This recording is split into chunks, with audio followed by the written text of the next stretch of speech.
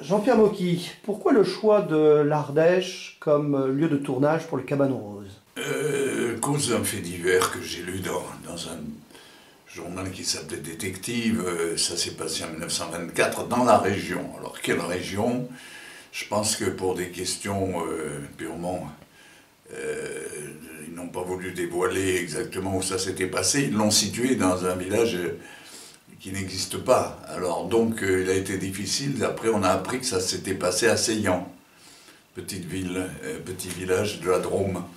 Mais en réalité, nous on a situé en Ardèche parce qu'on aimait beaucoup les paysages d'Ardèche, qui sont ces paysages cinéma par excellence, et on a voulu utiliser les défilés, les différents petits villages comme l'Argentière, ou des villages comme les Vents ou comme Rosières ou autres. Et on a estimé que ce drame paysan, car c'est un drame paysan, était bien placé en Ardèche, car en fait, on parle beaucoup des paysans aujourd'hui. Dans l'actualité, les malheureux, ils sont victimes de ce que l'on sait, et il y en a beaucoup qui se suicident, beaucoup qui sont obligés d'abandonner le métier. Donc on a pensé que faire un film sur les paysans, dans lequel les paysans étaient les personnages principaux, c'était intéressant et rare. Donc on a fait le film. Comment s'est passé le tournage? Il s'est bien passé parce qu'on a été aidé par les gens d'ici qui n'ont peut-être pas très l'habitude de voir des gens de cinéma, parce qu'il y a des villes où tout le monde tourne. Alors finalement les gens en ont marre et ils ne s'y intéressent pas. Tandis qu'ici, il y avait une espèce de virginité des citoyens, des habitants qui n'avaient pas tellement l'habitude de voir tourner chez eux et qui se sont peut-être plus intéressés, plus impliqués que dans un autre territoire. Voilà. Comment s'est passée la collaboration avec Jean-Marie Bigard? C'est une collaboration un peu étrange parce que c'est un garçon que je connais depuis toujours et qui a 60 ans aujourd'hui, et qui depuis très longtemps me fait penser à Jean Gabin, parce que je l'ai vu souvent en dehors du métier, quoi. Je l'ai vu rencontrer dans des réceptions, et je me suis dit, ce type-là, il a une force de caractère extraordinaire, il est massif, et il a cette rudesse qu'avait Jean Gabin. Et je me dis, mais pourquoi on n'utilise pas ce gars-là? Pourquoi aujourd'hui, où il n'y a pas beaucoup d'acteurs, puisque malheureusement, nous avons perdu tous nos grands acteurs, donc Gabin, Bonville et tout ça, je me suis toujours demandé pourquoi on ne l'utilisait pas lui. Et effectivement, à 61 ans, c'est un garçon qui aurait dû faire une carrière beaucoup plus fructueuse. Alors je l'ai réengagé, parce qu'il avait fait un film qu'il avait d'ailleurs tourné dans la région, aussi, Le Missionnaire, film qui n'a pas marché du tout. Alors est-ce à cause de ça que plus personne ne l'a engagé par la suite, ou est-ce que c'est parce que on considère que c'est un amuseur? Alors le problème des amuseurs, il y a Laurent Gérard qui est un petit peu dans le même cas, qui lui est un type qui est universellement reconnu et qui ne tourne pas tourne rarement au cinéma. Et enfin, par contre, des gens comme François Damiens, qui est également un amuseur, lui, il aborde une grande carrière cinématographique. Donc, il y a, à mon avis, une grande injustice vis-à-vis de mon ami Bigard, qui mérite mieux. Quelle relation entre le tournage du Cabanon Rose et l'équipe du Festival du film artisanal? Michel Coste est un garçon qui aime le cinéma, qui se dépense sans compter pour organiser ce festival du film audacieux dont je suis le président. Et il faut encourager ça, parce que c'est vrai que dans une région aussi aride que l'Ardèche, et qui est formée de petits villages distants les uns des autres, et en plus qui n'ont pas tous un cinéma, parce que finalement il y a des petites bourgades qui n'ont rien du tout, et qui sont obligés de se rabattre sur le chef-lieu, soit au Benas, soit à Montélimar, pour voir des films. Je trouve que son action est formidable, et je pense qu'il faudrait l'aider. Et je pense qu'il n'est pas suffisamment aidé par les pouvoirs publics. Que pensez-vous de ces personnes que j'ai eues à Paris qui disent de l'Ardèche, c'est la dèche, et le cinéma est une industrie, il ne peut pas se faire en mode artisanal et en délai rapide?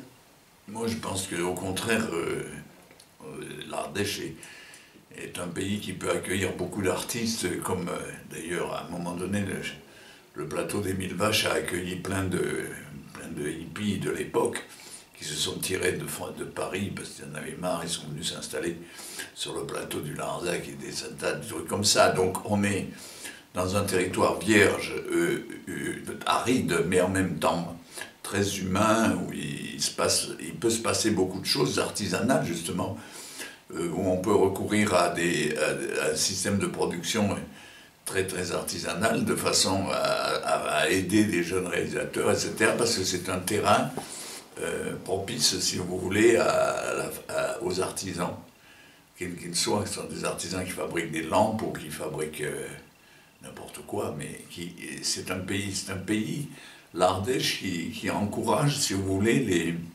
les actions artisanales. Alors le cinéma, dans un certain sens, c'est un artisanat, si on ne le prend pas comme vraiment les trucs de pognon, plein de pognon. Il y a un cinéma qui est artisanal, qui se fait avec très peu de moyens. Et l'Ardèche est un terrain propice à l'exploitation de ce genre de film. L'Ardèche et les Ardéchois ont parfois la réputation d'un territoire de marginaux. Que pensez-vous de la marginalité? Ben, je pense que c'est indispensable. C'est-à-dire que la marginalité permet la création de musiciens, de peintres, d'artistes. Un artiste est automatiquement marginal. S'il ne l'est pas, s'il rentre dans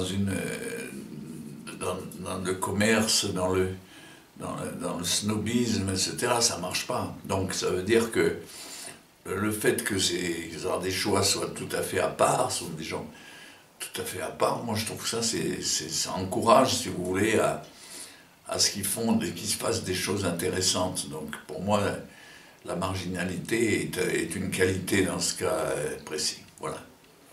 Et pour revenir sur le tournage, avec Ménez, Gottener, les autres acteurs de renom qui étaient venus sur le plateau, comment vous avez vécu cette collaboration?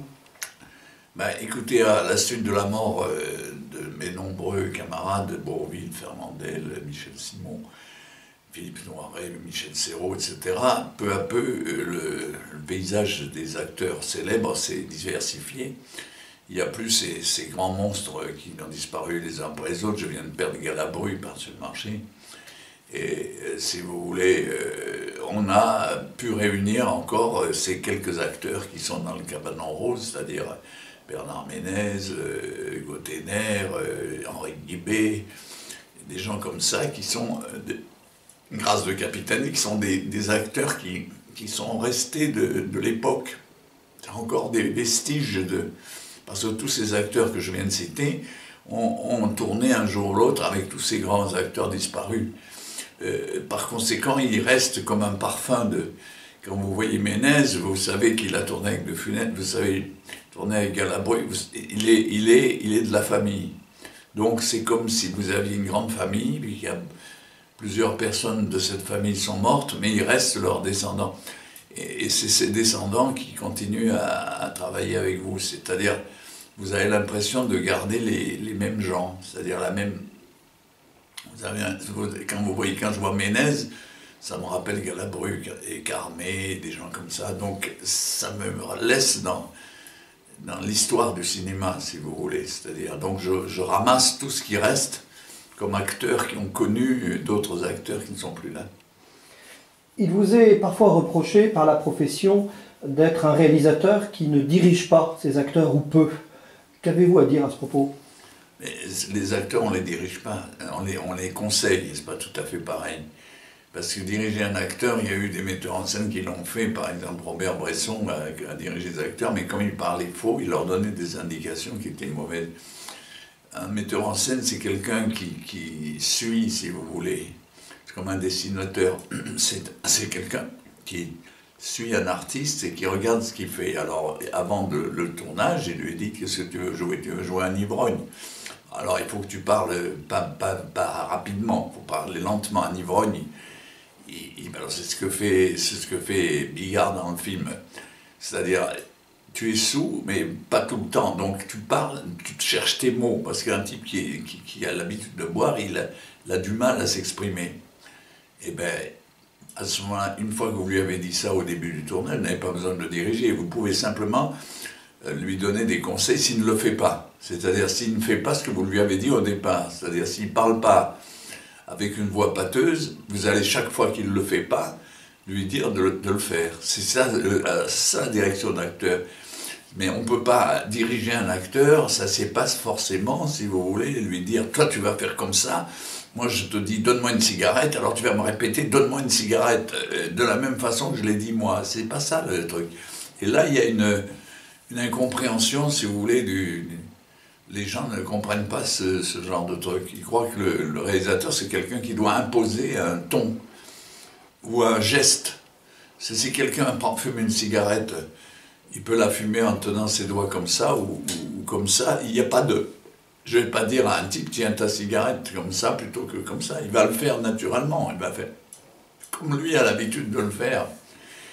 Par conséquent, la direction d'acteur, voilà, c'est ça. Alors, il y a eu des metteurs en scène tyranniques, comme Clouzot, par exemple, qui donnait carrément des paires de gifles à Bernard Blier s'il ne faisait pas ce qu'il lui avait dit. Ça existait, ça aussi. Mais enfin, bon, bref, c'est assez rare quand même. Voilà.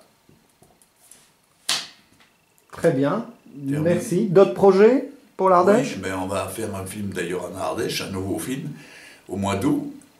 Il s'appelle Vénéneuse, mais qui n'a rien à voir avec le Cabanon Rose, qui est un film complètement différent, qui serait plutôt dans la tradition des films de Richard Widmark en Amérique ou de James Cagney.